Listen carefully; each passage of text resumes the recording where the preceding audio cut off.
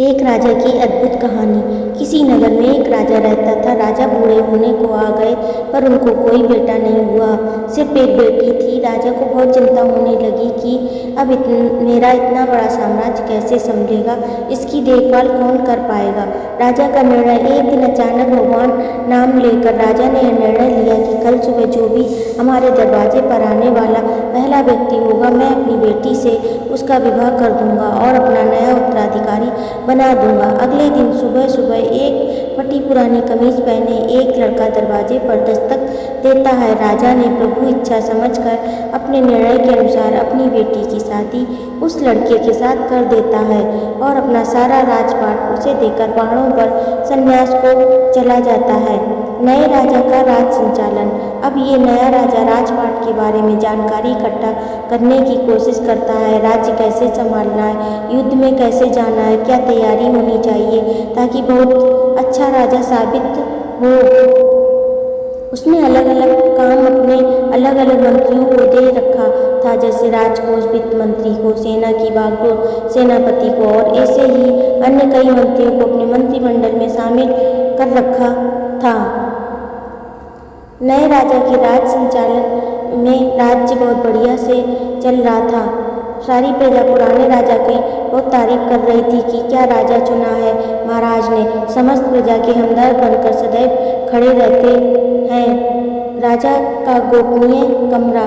यहाँ राजा सभा के समस्त कमरे में समय समय पर सब आ जा सकते थे, लेकिन एक कमरे में सिर्फ राजा ही जाते थे। ये इस कोठरी में 10-15 दिन में जाते थे और किसी को जाने की अनुमति नहीं थी, यहाँ तक कि रानी को भी नहीं। अब समस्त दरबारियों को जिज्ञासा हुई कि आखिर इस कमरे में ऐसा क्या है कि कोई इसके अंदर देख भी नहीं सकता। जानने की इच्छा सभी को थी, लेकिन कोई पूछ नहीं पा रहा था। फिर बड़ी हिम्मत करके वित्त मंत्री ने पूछ लिया, माफ़ कीजिएगा राजा साहब, लेकिन आखिर इस कमरे में प्रवेश वर्जित क्यों है, क्या है इस कोठरी में। राजा ने उन्हें डांट दिया और कुछ नहीं बताया।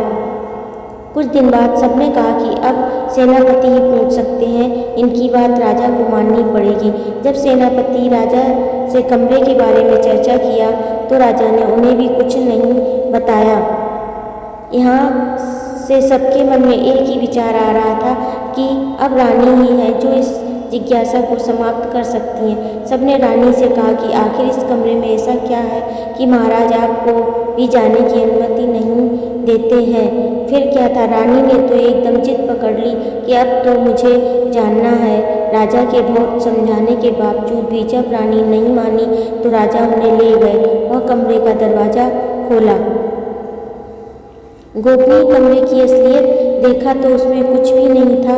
एक फटी कमीज और कुछ फटे कपड़े टंगे थे। यह सब देखकर हैरान थे। राजा ने बताया कि मैं अपनी शुरुआत को याद करने के लिए यहाँ आता हूँ। मुझे जब भी कभी यह अहंकार हो जाता है कि मैं राजा हूँ, मैं इस राज्य का सम्राट हूँ, मैं ही सबसे बढ़िया हूँ, तो यहाँ आ जाता हूँ, आधे घंटे बैठा रहता हूँ, अपने शुरुआत को याद करता हूँ और अपने आप को बताता हूँ कि मैं यही था, यह मेरी शुरुआत थी। वो तो पुराने महाराज का शुक्र मनाऊँ कि मुझे राजा बना दिया। थोड़ी देर बाद जब अहंकार टूट जाता है तो साफ और सच्चे मन से बाहर आ जाता हूँ और अपने प्रजा की सेवा में लग जाता हूँ। यह एक राजा की अद्भुत कहानी हमें बताती है कि अगर जिंदगी में कभी आपको अहंकार आ जाए, आप अपने वेस्ट को मानने लगो, आपको लगता है कि मेरे जैसा तो कोई नहीं है, तो अपने शुरुआत को याद करिए, अपने स्ट्रगल वाली पुरानी ज़िंदगी को याद करिए। आप सरल होने लगेंगे, विनम्र होने लगेंगे, ज़मीन से जुड़ा हुआ महसूस करने लगेंगे। इसलिए कहा जाता है कि पैसा इंसान को ऊपर ले जाता है, इंसान पैसा को कभी ऊपर नहीं ले जा पाता। धन्यवाद।